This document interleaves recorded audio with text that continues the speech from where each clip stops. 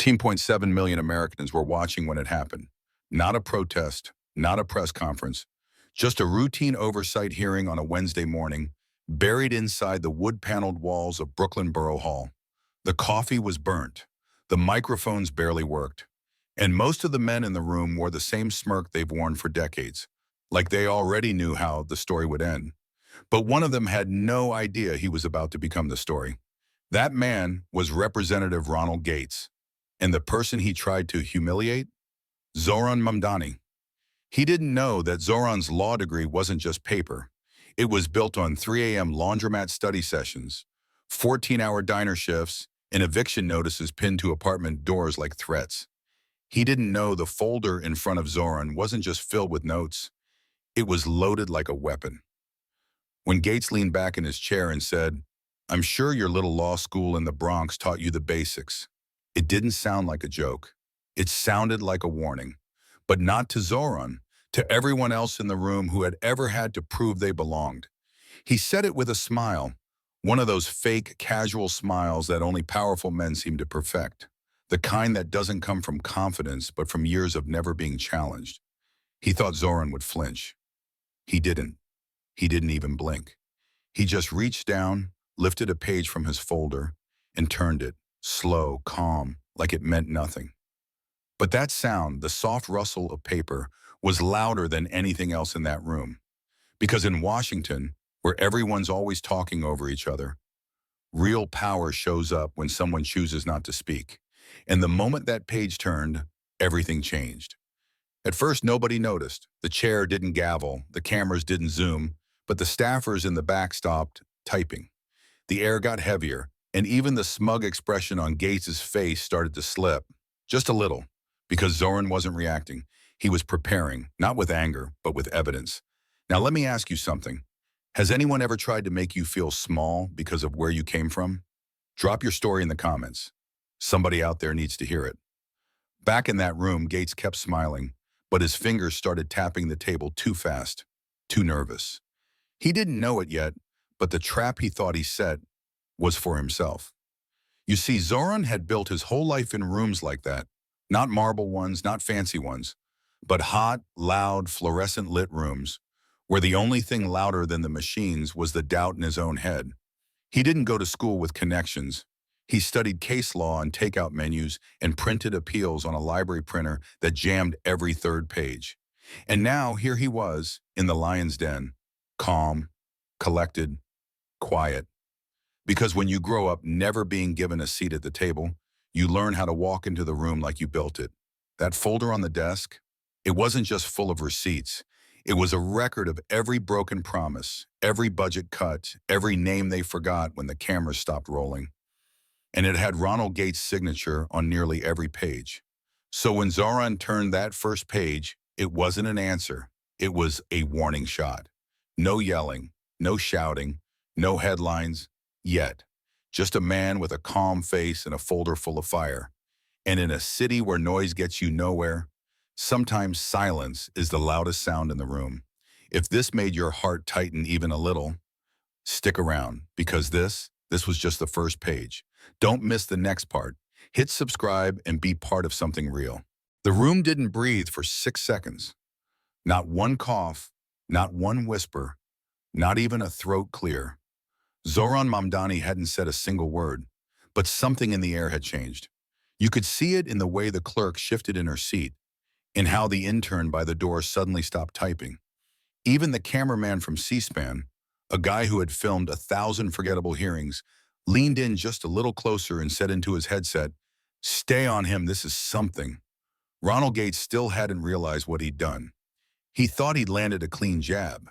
He didn't know he'd just walked into a loaded room with a lit match. You ever seen someone try to stay cool when the floor is cracking beneath them? That's what was happening to Gates. He reached for his water bottle, missed, then reached again. Tiny things, but they screamed. Across the chamber, staffers exchanged looks. They didn't know what Zohran had in that folder, but they knew one thing. He wasn't bluffing. And here's what made everyone uncomfortable. Zohran was still completely still. No smirk, no note passing, not even a twitch. Just a man sitting like he'd been waiting for this exact moment 4 years. Because he had. Do you know what it's like to be underestimated your whole life? To be told you're too loud, too brown, too ambitious? To have your ideas brushed aside unless someone else said them louder? Zohran knew, and that folder wasn't just paper. It was everything they told him would never matter. Back in Queens, his mother once said something he never forgot. They can ignore your voice, but they can't erase your proof. He wrote that down, on the back of a CVS receipt. He kept it folded in his wallet for 9 years. Now he was sitting in a room full of people who had never heard that line, but were about to feel what it meant.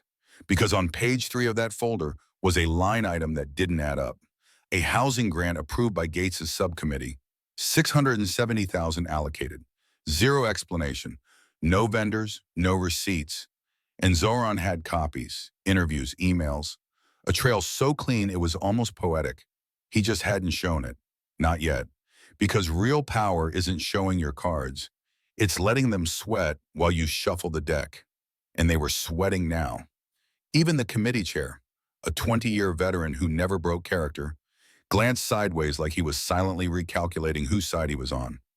Across the gallery, a student from Hunter College whispered to the intern next to her, "He's not defending himself. He's loading something." She was right. And if you're watching this wondering, why didn't he just speak up? Here's the answer. Because sometimes power isn't speaking. It's knowing exactly when to be silent. So when you do speak, the room can't look away. Let me ask you something. Has anyone ever told you to tone it down when you finally stood up for yourself? Drop it in the comments, not just for us, but for the next person scrolling who needs to hear that they're not alone. Back in that room, Gates leaned toward the mic. "Mr. Mamdani, would you like to respond?" Zohran didn't even lift his head. He just placed his hand on the folder. Firm, steady, and at that exact second, something happened. No one expected.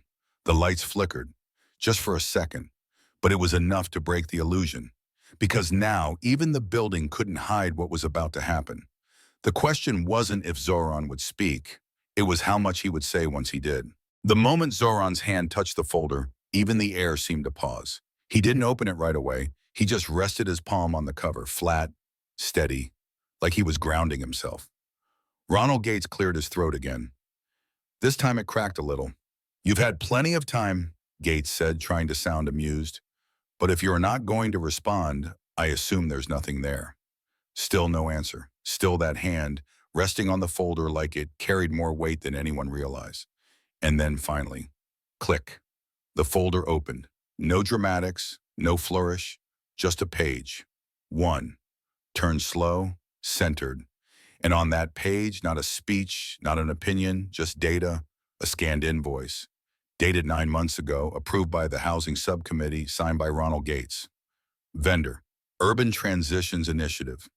Purpose, Emergency Housing Development. Amount, $242,000. But here's the catch. That vendor doesn't exist. Not in the state registry, not in the IRS nonprofit database, not in the phone book, LinkedIn, Google Maps, or anywhere else that real organizations live. It was a ghost. And the man who greenlit it was now sitting 6 feet across from the only person in the room holding proof. Zohran still hadn't looked up, but he placed that invoice flat on the table, pushed it forward an inch. Just enough for the committee to see. Not enough to explain it. He didn't need to explain it, because people were already pulling out their phones. A reporter from the Daily News blinked twice and whispered, "That's a red flag, a big one." Gates laughed nervously. "Mr. Mamdani, we receive hundreds of proposals. I can't personally verify." That's when Zohran finally looked up. He didn't speak. He just stared at Gates, not with anger, not even with disappointment, just clarity, cold and quiet, the way a man looks when he already knows how the story ends. Because that wasn't the only page in the folder. Not even close. You see, while they were playing politics, Zohran was building a case, night after night, in silence, without a spotlight, without help. He had email chains, he had internal memos, he had meeting minutes that never made it into the official record. And now he had the room. Let me ask you something. Have you ever caught someone lying and watched them pretend like you didn't know? That moment, right before they realize you're about to flip the table, that was this moment. You feel that tension, that breath you're holding right now?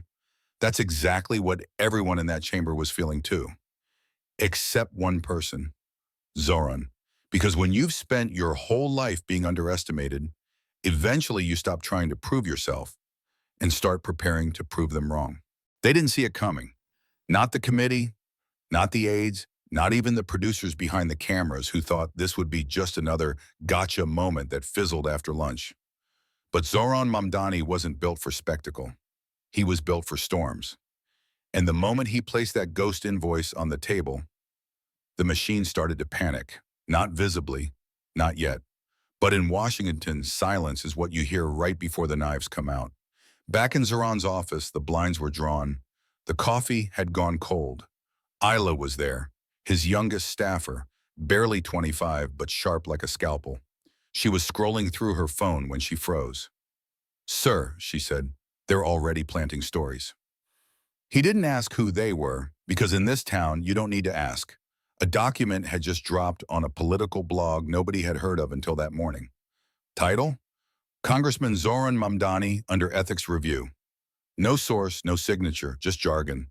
Technical, cold, dangerous, and perfectly timed. It accused Zohran of bypassing voting protocol, misusing authority, manipulating procedure. It sounded real because it was meant to. Have you ever watched someone try to destroy your entire life with a lie? Not a loud one, a clean one. So clean it almost looks honest. Isla leaned forward. "This was prepped days ago," she whispered. They were waiting. They knew he had receipts, so they moved faster. They leaked the lie before he could show the truth. Within hours, cable news was all over it. MSNBC ran the headline, "New ethics trouble for rising progressive star." Fox News, Mamdani's silence called calculated and dangerous. CNN was more careful, but the damage was already done.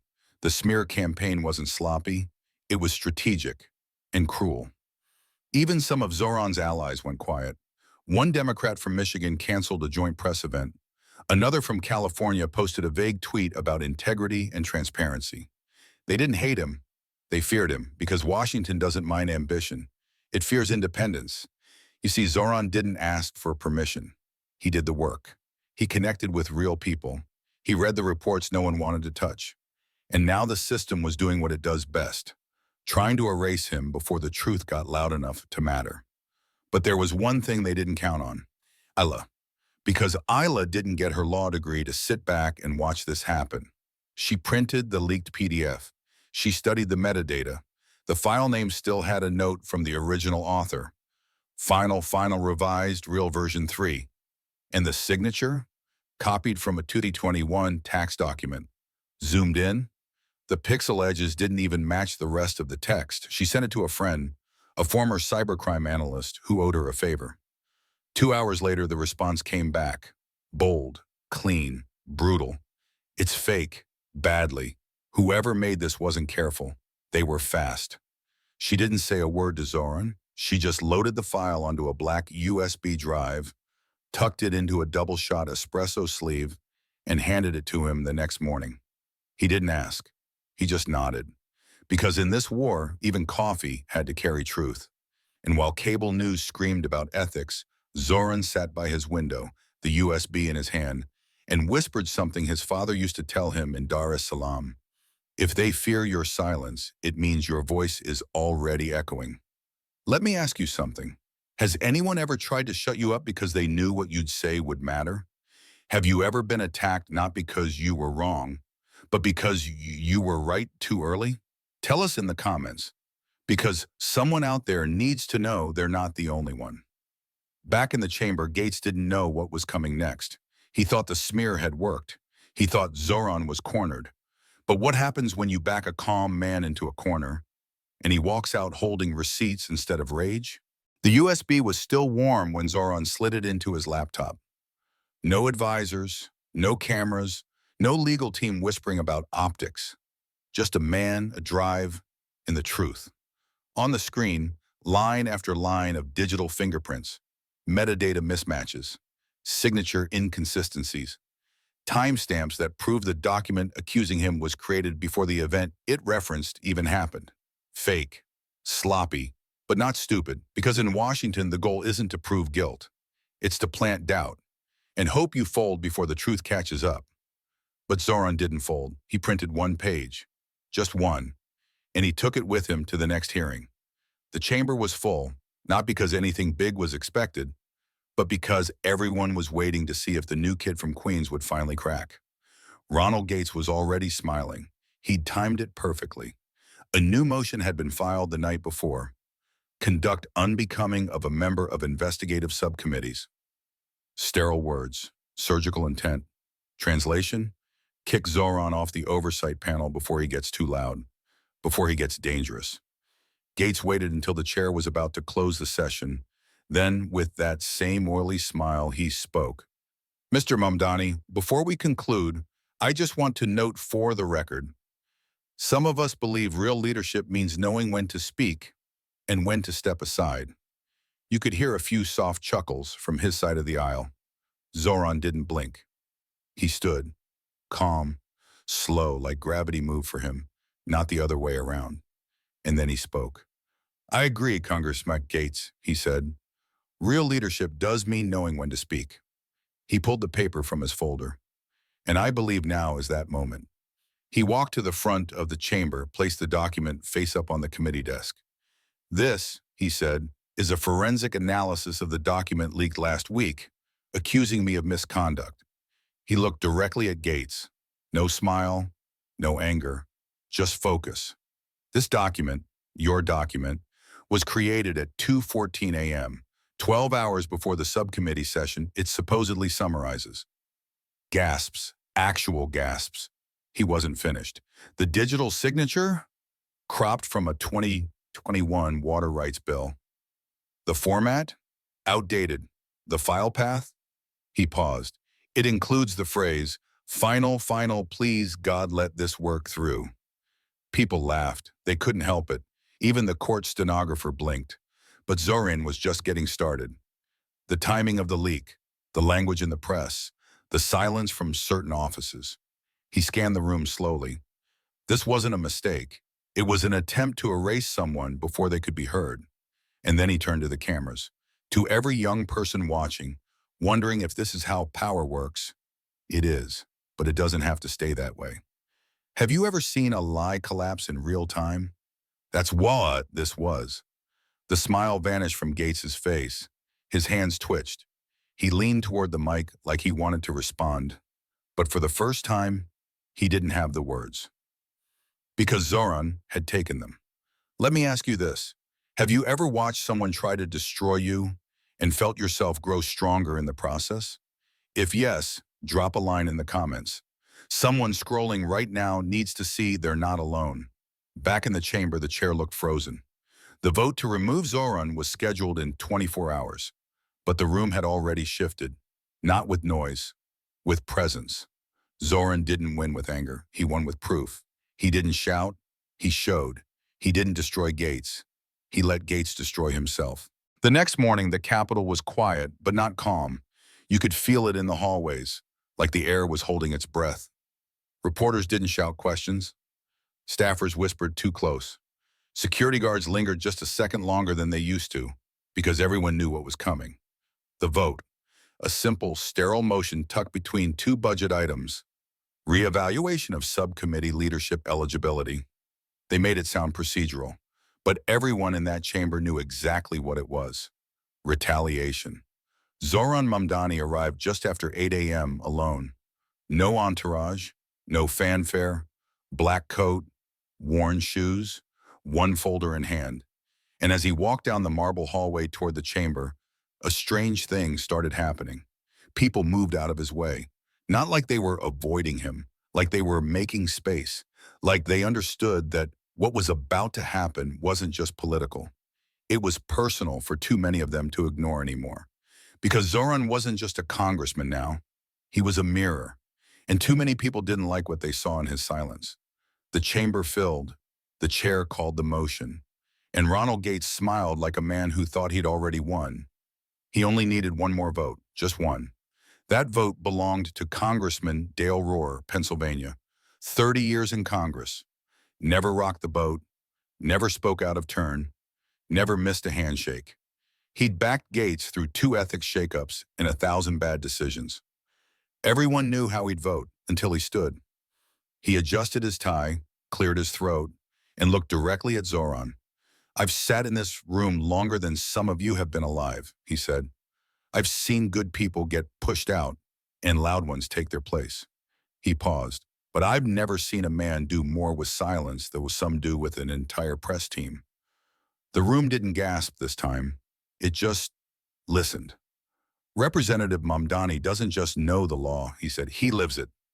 Then he sat. And for the first time, Ronald Gates looked nervous. The clerk read the names, one by one, each response echoing like a drumbeat down the walls. The vote flipped. By one. Zohran kept his eyes forward. No fist pump, no smile. But his hand on the desk, it relaxed just slightly. Behind him, Isla whispered, "It happened. He lost." And it was true. Not just the vote, the narrative. Gates didn't just lose control, he lost the room. Let me ask you something. Have you ever watched someone powerful lose not because of scandal, but because people finally stopped being afraid of him? Tell us in the comments. This moment wasn't just a political one. It was personal for so many. And now it was official. Zohran Mamdani remained. Not because he yelled, but because he didn't flinch. And when the session ended, he didn't leave quietly. He walked the entire length of the chamber, slow, straight-backed, passing each row like he belonged there.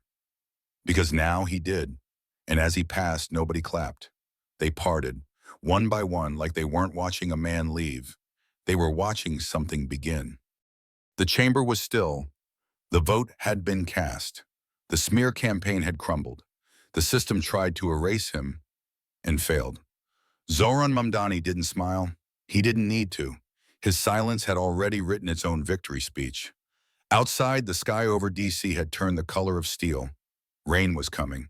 But inside the Capitol, something else was rising.